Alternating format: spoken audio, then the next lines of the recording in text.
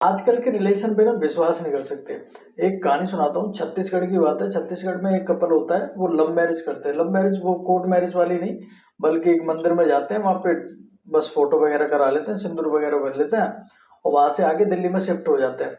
जहाँ पे दिल्ली में वो शिफ्ट होते हैं तो कुछ समय बाद उनके एक बच्चा हो जाता है। बंदा जो है ड्यूटी पे जा रहा है, शाम को आराम से आ रहा है। अब वो कुछ दिनों से क्या देखता है कि जैसे ही वो शाम को आता है वापस, तो उसका जो बच्चा होता है 2-4 साल का, उसी के साथ उसका पड़ोसी खेलता हुआ मिलता है।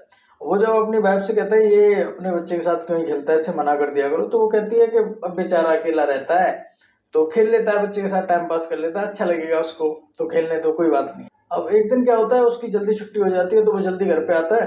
तो घर पे देखता है वो कि बच्चा तो बाहर खेल रहा है, लेकिन उसके साथ वो नहीं दिख रहा, उसका पड़ोसी।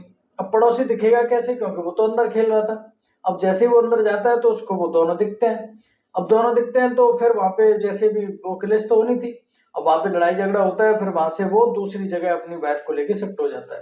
ट्विस्ट यहाँ से आता है, अब जिस जगह वो शिफ्ट होते हैं वहां पे एक वो फ्रेंड बना लेती है, जो वाइफ है एक फ्रेंड बना लेती है अपनी, मतलब वो भी फीमेल ही होती है, अपनी फ्रेंड बना लेती है। उसका भी हस्बैंड होता है। अब इसकी फ्रेंड अपनी पार्टी में इसको बुला ले जाती है, उसके हस्बैंड से पूछ के कि हाँ मैं आपकी वाइफ को ले जाऊं अपने साथ, तो ये भेज देता है कि हाँ ले जाओ, कोई दिक्कत नहीं है।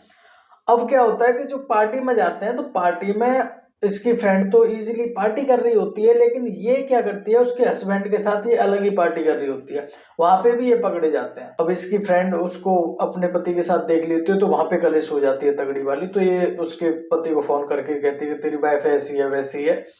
तो यहाँ पे आके पता चलता है, ठीक है। तो उसकी वाइफ उसको भिजवा देती है रात में ही, कि जा तू टैक्सी पकड़ के निकल जा, ठीक है।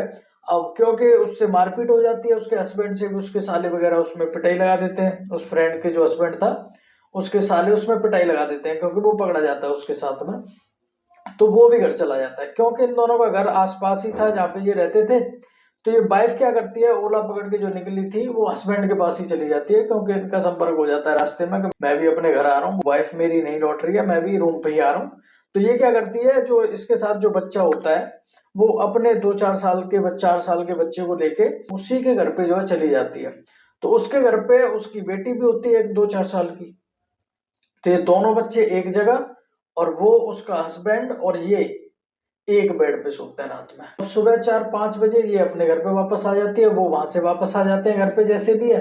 अब उसका जो बेटा होता है 4 साल का, वो तो सब जानता है। अब वो अपने पापा को बताता है कि ऐसे ऐसे बात है, रात में ना ये दोनों एक साथ सोए थे और इन्होंने वो सोने नहीं दी, ये वो, मतलब वो बता देता है पूरी बात। सुनाने के लिए इस कहानी में और भी ज्यादा ट्विस्ट है आगे चल के, लेकिन कहानी लंबी हो जाएगी। लेकिन यहाँ से आप इतना समझ के देखिए कि इनकी लव मैरिज हुई थी, ठीक है। लव मैरिज क्या होती है आप अच्छे तरह से जानते हो, किसी दूसरे को नहीं देखना, आपसी सहमति से हमने लव मैरिज की है, ठीक है।